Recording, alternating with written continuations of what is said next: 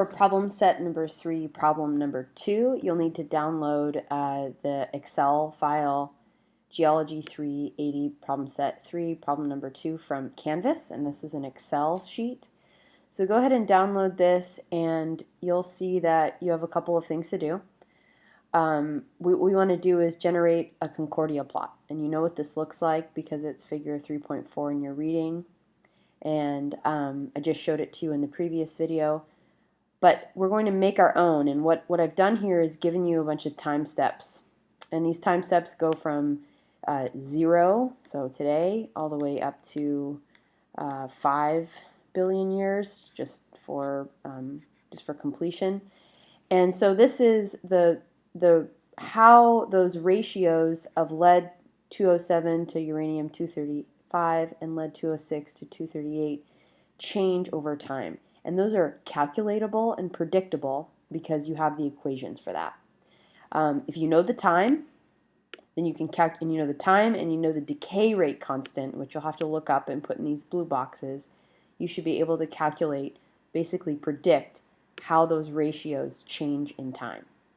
And then if you plot them on a scatter plot, they'll connect in a really nice smooth curve, which is basically a curve that represents time.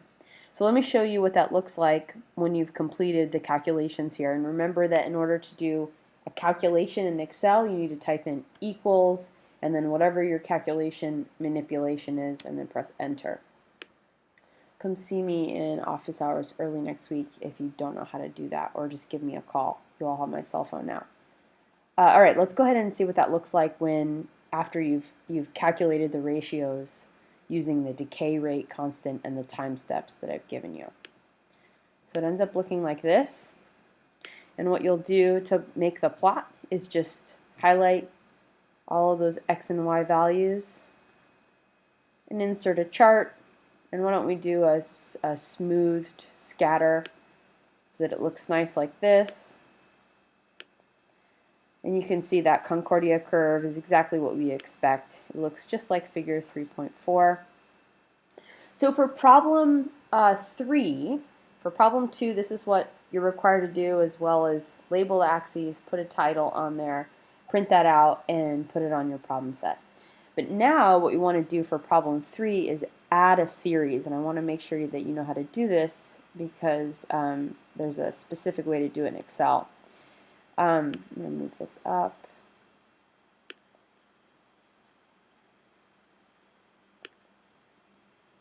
Okay, so what we want to do is add a data series to our chart. And the data series that we want to add are the ratios from the Ironsides Mountain batholith, which are from problem number 1, and as well as on the Wright and Fahan paper that I put on Canvas. So anyway, to do this, if you're on a PC, right-click. If you're on a Mac, you control-click and select Data. Okay. And what we want to do is add a series. Series 1 is the Concordia curve, and Series 2 is going to be the Ironsides Mountain batholith data, so Add.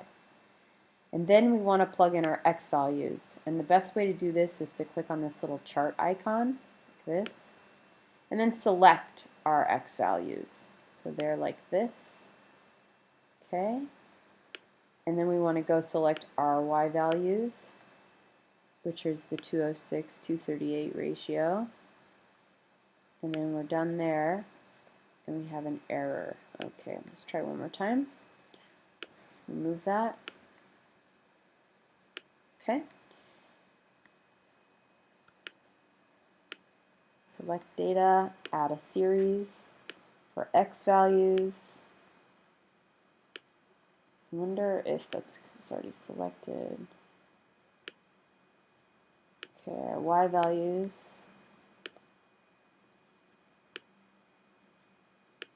Alright, let's try this one more time. Make sure nothing's selected. Select data. Add a series. X values.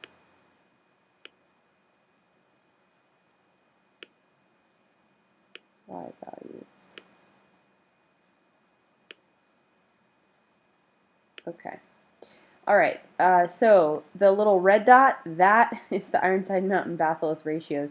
And they're really young, right? Because they're something like, what was it, 170 million years old or so. So that's plots right here.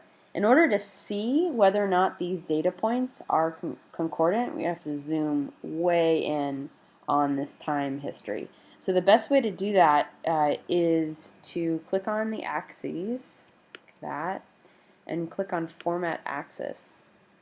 And there's a scale option in the left.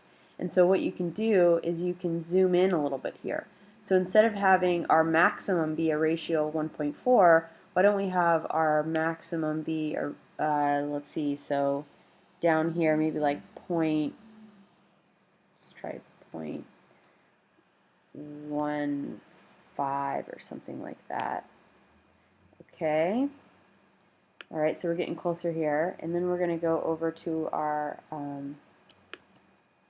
horizontal axis right here, control click or right click on a Mac, format axis, and then let's have our maximum, instead of being 160, let's try, I don't know, 2 or something. All right, there we go. Now we're looking closer. So you want to continue to do this until you can start to see some dispersal here. And eventually what it's going to look like is something like this, where the red dots are the Ironside Mountain batholith ratios, and you can see that one of them is more concordant than the other. So you'll have to figure out which one that is and report that on your problem set, as well as look up the lat long for that location and then find that on Google Earth so that we know where that sample was actually taken from. All right, good luck. Again, email me or call me with an